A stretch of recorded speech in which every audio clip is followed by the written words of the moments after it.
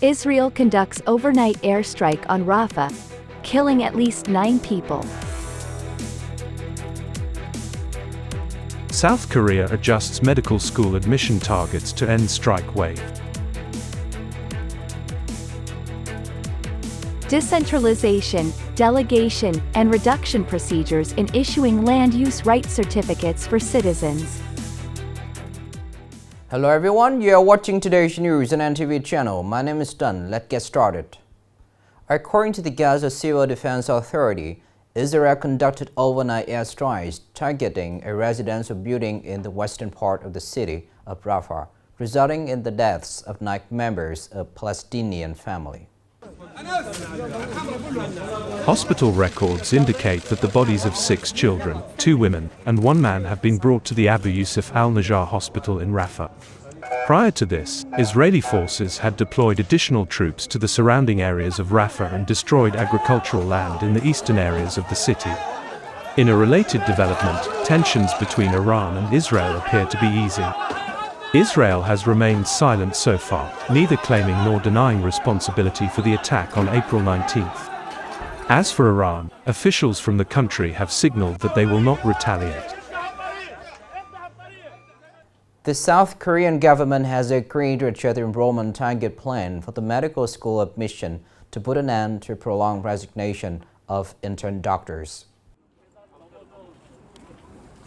Prime Minister Han Duck-soo of South Korea announced that the government will allow 32 medical schools to flexibly determine their enrollment targets, ranging from 50% to 100% for the 2025 admissions cycle. He also stated that the government is ready to engage in dialogue with an open mind at any time if the medical community proposes a scientific and reasonable suggestion. This move aims to alleviate the tension in the healthcare crisis in South Korea, which is currently under significant pressure due to the deadlock between the government and doctors over plans to increase medical school admissions from 2,000 to 3,000 students starting from 2025. The Ministry of Natural Resources and Environment is working on a draft decree to simplify land registration and insurance of land use rights certificates by the centralizing authority and reducing administrative procedures. Regarding the issuance of land use certificates, Deputy Minister of Natural Resources and Environment, Lee Min-yan, stated that the draft decree of the land law would focus on 3 main contents: basic land investigation, land registration, issuance of land use certificates, and land information system. The draft regulation aims to decentralize and delegate authority, reduce administrative procedures and compliance costs, minimize inconvenience for the people, particularly by avoiding the introduction of new procedures, and integrate it with digital transformation.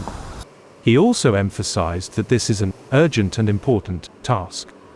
Therefore, the Ministry of Natural Resources and Environment needs to organize editorial meetings for feedback and suggestions before submitting it to the Ministry of Justice for appraisal. Coming up next are some updated news.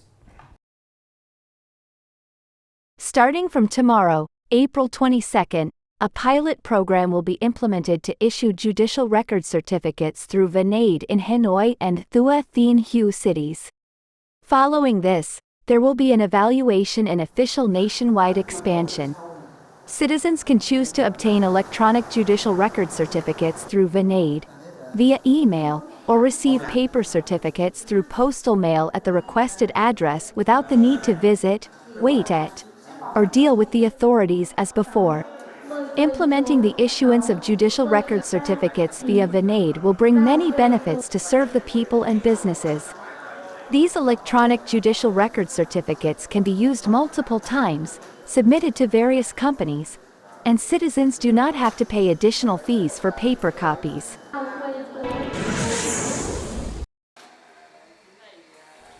In Nghệ An province, many renowned traditional craft products have been protected and developed successfully. These products have been granted collective trademark and certification marks. Notable examples include lotus from Uncle hometown, Guizhou in Sen, grilled tuna from Gelao, Dehiu honey, Jiang village sugarcane honey, Guingliu dry squid, Dongzheng buffalo jerky, and Kongkong leaf white. Building brands for these flagship products has garnered significant attention from various localities. As a result, it has enhanced the value of these products and brought about efficiencies in production and business for local residents.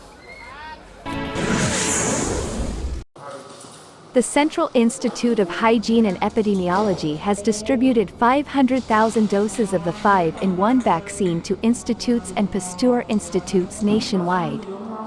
This vaccine, also known as the DPTV-GB Hib vaccine, protects against 5 diseases: diphtheria, pertussis, tetanus, hepatitis B, and Haemophilus influenzae type B infections. It's provided free of charge to children as part of the expanded immunization program. Regional institutes will allocate the vaccines based on local needs. This quantity is enough for nationwide vaccination over the next 2 months.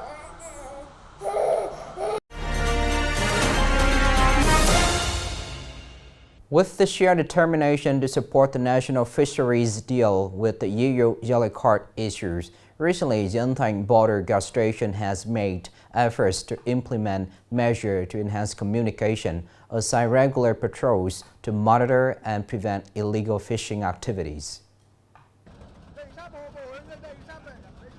Before heading out to sea, fishermen must complete customs procedures. This is when the border guard forces in Thành disseminate the provisions of the fisheries law to fishermen. Alongside the dissemination efforts, officers at the Latch Van control station also inspect administrative procedures and technical requirements for fishing vessels, ensuring strict enforcement against violations. Particularly, vessels without voyage monitoring will not be allowed to depart. If there's no voyage monitoring, authorities won't allow the vessels to set sail. In Dien Chau district, there are over 1,200 vehicles and more than 3,300 workers directly involved in offshore seafood exploitation.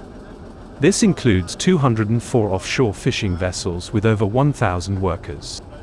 To address the EU yellow card in the fisheries sector, the Thành border post has launched a campaign to combat illegal fishing practices. Currently, 95% of fishermen have updated their crew roster books, and all vehicle owners with a length of 15 meters or more have installed journey monitoring devices. Vessels with a high risk of IUU violations are being classified and closely monitored to apply timely preventive measures. The Dien Thanh border post has effectively controlled maritime entry and exit, ensuring compliance with IUU fishing regulations, thereby contributing to the resolution of the EC yellow card in partnership with relevant authorities. Each year, Dien Chau exploits over 40,000 tons of seafood, providing employment for over 6,000 workers both onshore and offshore.